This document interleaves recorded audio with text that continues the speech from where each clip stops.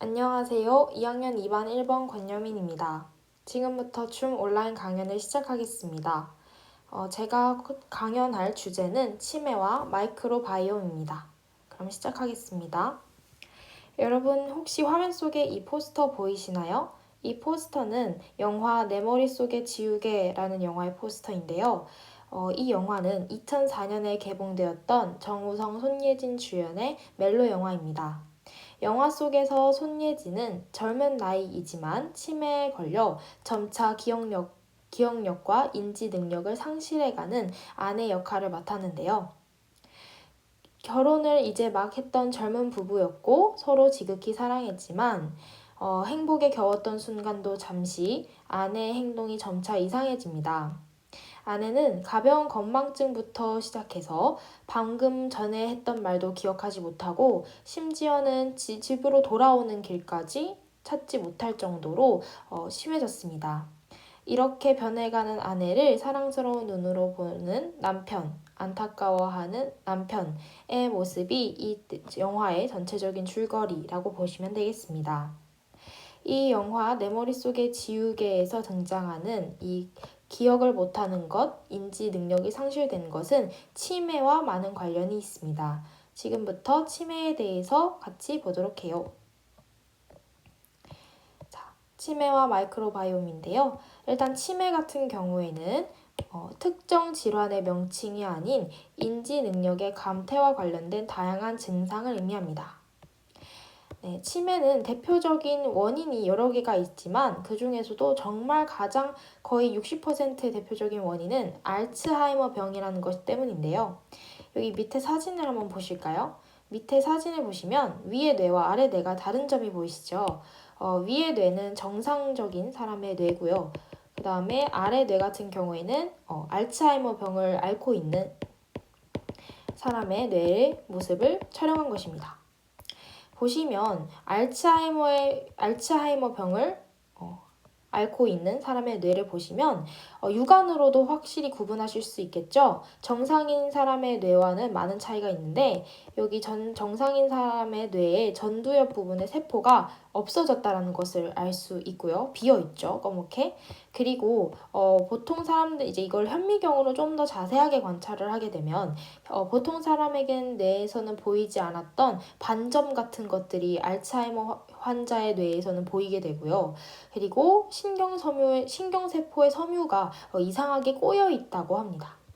이렇게 알츠하이머 병을 얻게 되면 뇌에서 이러한 모습이 보이게 되는데요. 이러한 전두엽 손실, 노인성 반점, 신경섬유 농축을 합쳐 알츠하이머 병이라고 합니다. 자, 그리고 다시 한번 볼게요. 건강한 뇌가 왼쪽 뇌고요. 알츠하이머 병에 걸린 뇌가 오른쪽 뇌가 되겠습니다. 건강한 뇌와는 달리 알츠하이머 병에 걸린 뇌는 첫 번째, 해마라는 것이 현저하게 작아졌는데요. 크기가. 해마라고 하는 것은 우리 뇌 속 감정을 담당하는 변연계에 속한 기관입니다. 두 번째는 대뇌피질의 뚜렷한 위축이에요. 이것도 마찬가지로 대뇌피질이라는 기관이 크기가 작아졌다는 것이고 뇌실이라고 하는 이렇게 검게 생긴 공간이 커졌다라고 합니다. 원래 정상인 뇌에 반해서요. 자, 알츠하이머 병에 대해서 조금만 더 자세하게 보겠습니다. 알츠하이머라고 하는 것은 1960년에 독일의 의사였던 알츠하이머라는 사람이 처음 분류해 보고한 질병입니다. 알츠하이머는 이제 이 알츠하이머라는 의사는 신경 질환을 앓다가 사망한 여성 환자를 부검을 하던 도중에 육안으로 그 여성 환자의 뇌를 봤더니 그 뇌에서 전두엽 부분의 뇌세포가 많이 손실된 것을 발견합니다. 여러분 이 사진을 보시면 아까 비슷한 사진들인데요. 왼쪽과 오른쪽이 약간 다른 거 아시겠죠? 왼쪽이 바로 뭔가 크기가 좀 더 작으니까 알츠하이머병에 걸린 사람의 뇌라고 보시면 되겠고요. 그 다음에 오른쪽은 이제 정상 뇌라고 보시면 되겠습니다. 네, 그리고 육안으로 봐도 전두엽 부분의 뇌세포가 많이 손실되어 뇌가 크기가 작아졌다는 것을 알 수 있고요. 그리고 현미경으로 이제 관찰을 하게 되면 아까도 말씀드렸다시피 노인성 반점이 생기고 뇌세포 섬유들이 이상한 모양으로 꼬여 있다라고 보시면 되겠습니다. 그래서 이게 바로 알츠하이머 병이 되겠습니다. 그리고 이 알츠하이머 병에서요, 신경세포, 우리 뇌는 신경세포로 이루어져 있잖아요. 뉴런이라는 신경세포로 이루어져 있는데 그 신경세포가 정교하게 연결이 되어서 뇌에서 감각이나 인식이나 기억 같은 활동을 합니다. 근데 이런 알츠하이머 병에 걸리게 되면은 이 신경세포들이 잘려요. 그리고 막 굳어지고요. 그러면 이 신경세포들이 정상 상태였을 때는 가만히 있었다가 얘네들이 잘리고 굳어지다 보니까 당연히 뇌세포 구조가 이상하게 변하겠죠. 그래서 뇌세포 구조가 엉망으로 뒤엉켜버리게 됩니다. 이 과정에서 중요한 역할, 뇌에서 이제 우리 뇌에서 중요한 역할을 하던 단백질이 두 가지가 있는데 그 뇌 신경세포 단백질 두 가지가 뭐냐면 타우라는 애와 아밀로이드라는 애예요.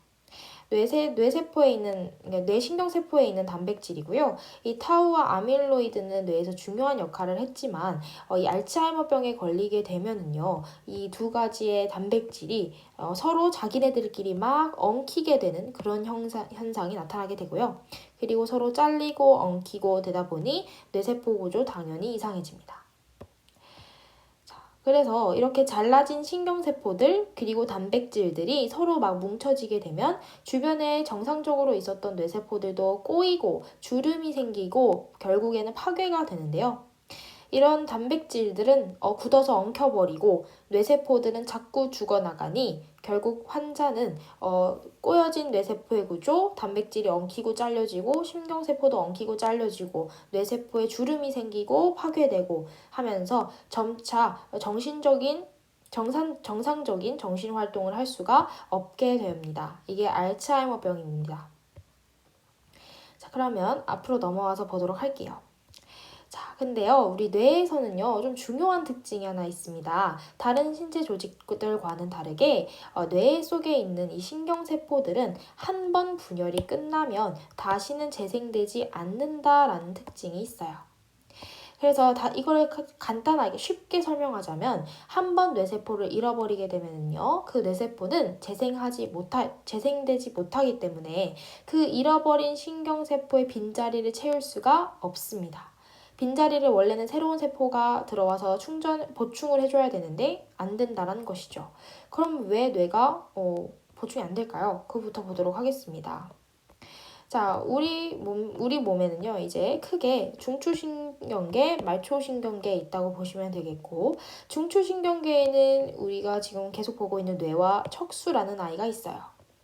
우리 몸 중앙에 이렇게 위치하고 있는 중추신경계, 뇌와 척수가 있는 이 중추신경계는 그리고 이 중추신경계와 말초신경계는 이 중추신경계를 온몸에 이제 신체 조직들과 연결해 주는 게 말초신경계고요. 어쨌든 이 우리 몸의 중앙에 위치하는 중추신경계와 그리고 중추신경계와 신체 각 조직들을 연결해 주는 말초신경계는요, 조금 성질이 달라요.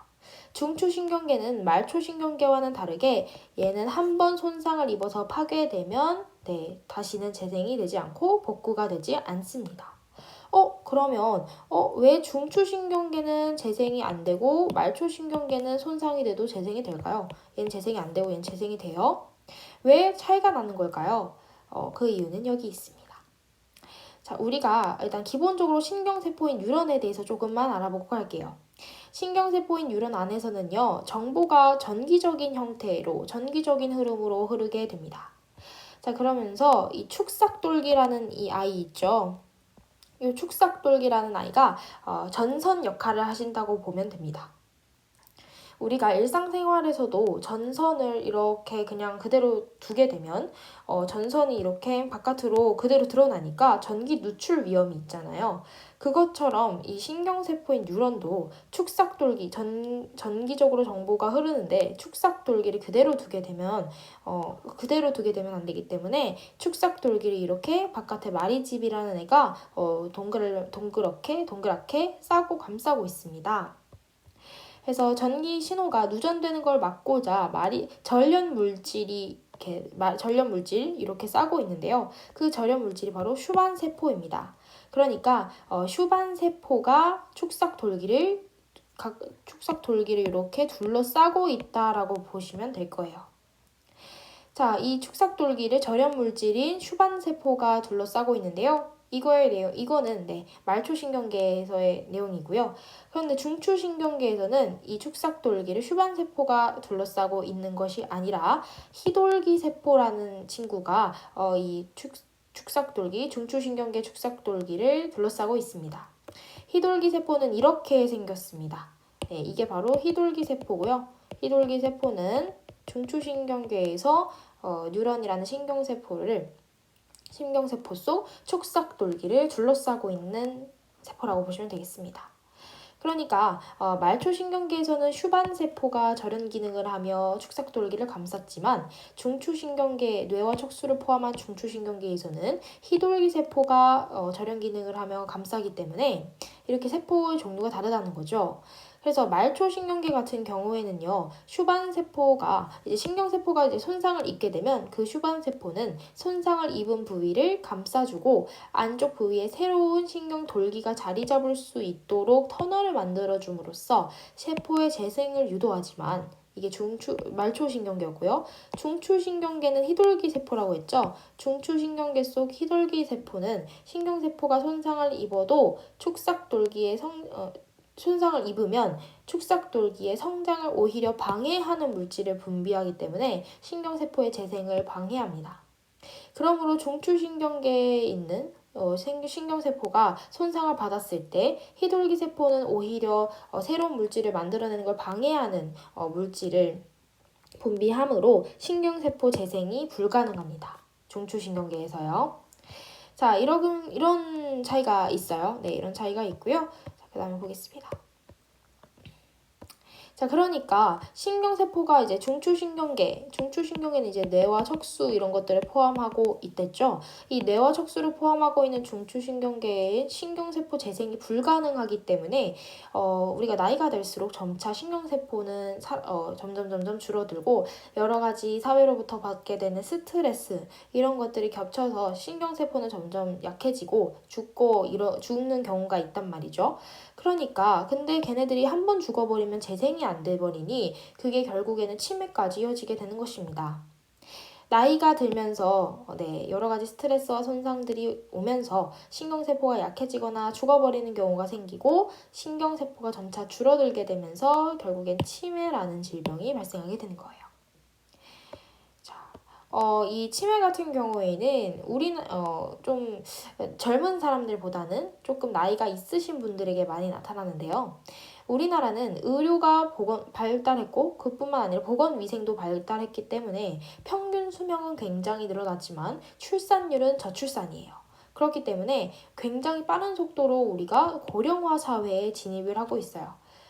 고령화 사회에 진입을 하고 있기 때문에 노인성 질환, 그러니까 조금 나이 드신 분들이 많이 걸리시는 이 노인성 질환인 치매가 발생하는 비율도 높아지고 있습니다. 자, 지금까지 간단하게 치매와 알츠하이머병에 대해서 소개를 드렸고요. 그 다음에는요, 이제 마이크로바이옴에 대해서 좀 이야기를 할 건데요. 왜 뜬금없이 마이크로바이옴이 나오냐? 마이크로바이옴이 요즘 굉장히 핫한 이슈이고 또 이 마이크로바이옴의 측면에서 그러니까 마이크로바이옴이 치매와도 관련이 있습니다. 네, 치매의 원인이라고도 볼 수 있는데요. 그래서 마이크로바이옴에 대해서 잠깐 소개하겠습니다. 마이크로바이옴은 마이크로와 바이옴으로 생각하시면 돼요. 미생물을 뜻하는 마이크로와 바이옴, 생태계를 뜻하는 바이옴이 합쳐진 말인데요. 우리 몸속에 있는 100조 개의 미생물과 그 유전자를 말합니다. 그러니까 미생물 군집이라고 하는 것은 미생물 집단이라는 말과 똑같고요. 그래서 미생물 집단에는 세균, 고세균 등등등등등이 있고 우리 몸속에 100조 개의 미생물 그리고 그 유전자 있는 것을 다 합쳐서 그냥 마이크로바이옴이라고 얘기합니다.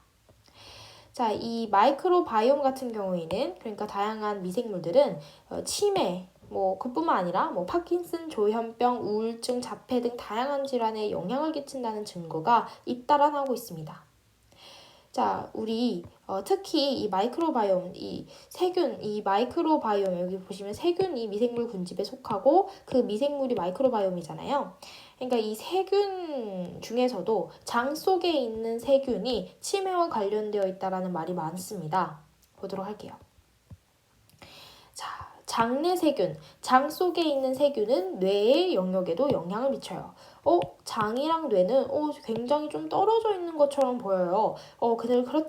그렇지만 실제로는 신경세포와 특별한 신경세포와 면역 경로인 장뇌축으로 이 장과 뇌가 연결되어 있기 때문에 장내 세균이 뇌에까지 영향을 준다는 겁니다. 내분비, 신경계, 면역계, 대사물질 등을 통해 뇌와 장이 직접 신호를 주고받는다라는 아까 말했던 장내축 이론이 이에 해당합니다. 그리고 그래서 우리 장 속에 있던 미생물군인 세균이 우리 뇌의 치매나 뭐 이런 것들, 알츠하이머 이런 것들과 많은 관련이 있다라는 주장이 요즘 핫해지고 있어요. 그럼 이 주장이 어떻게 신빙성이 있느냐 봤더니요. 일본에서 연구를 하게 됩니다. 국립장수의료연구센터 일본에 있는데요. 2016-2017년 건망증으로 진료를 받은 남녀 128명, 평균 연령 74세로 굉장히 높죠. 대상으로 대변 속 세균의 DNA를 추출해보고 그 장내 세균층의 구성을 분석을 했는데요. 그 결과 이제 치매에 걸렸던 치매 환자의 장 속에는 박테로이데스라는 균이 정상 환자보다 훨씬 더 적은 것으로 나타났어요. 그러니까 치매 환자가 있고 그 치매 환자의 장을 한번 봤더니 그 장 속에 박테로이데스라는 균이 정상 환자보다 훨씬 더 적은 수가 있다라는 것을 알았어요. 그럼 이 박테로이데스는 뭘까요? 이 박테로이데스는 독성 물질을 분해하는 인체 이로운 세균입니다. 그러니까 인체 이로운 세균이 그러니까 장 속에 정상 환자와는 다르게 치매 환자들이 장 속에 이로운 세균인 박테로이데스가 적었다라는 것을 발견했다는 것이죠. 그래서 해당 연구진은 장내 세균이 치매 예방에도 뭔가 관련이 있구나라는 것을 시사하는 바가 되겠습니다. 네, 이렇게 해서 마이크로바이옴 측면에서도 치매와 관련이 있다는 것을 보았는데요. 마이크로바이옴은 이제 미생물이나 생태계 합친 말로 결국에는 이제 세균이나 바이러스 이런 것들을 의미하고 이 마이크로바이옴 특히 우리는 장 속에 있는 장내 세균이 우리 뇌에 치매에도 영향을 미친다라는 것에 대해서 알게 되었습니다. 나중에 시간이 된다면 나중에 다음 기회에 마이크로바이옴에 대해서 더 자세한 설명을 가지고 돌아오도록 하겠습니다. 지금까지 강연을 들어주셔서 감사하고요. 나중에 혹시 기회가 된다면 나중에 만나도록 합시다. 강연 들으시느라 수고 정말 많으셨습니다. 안녕히 계세요.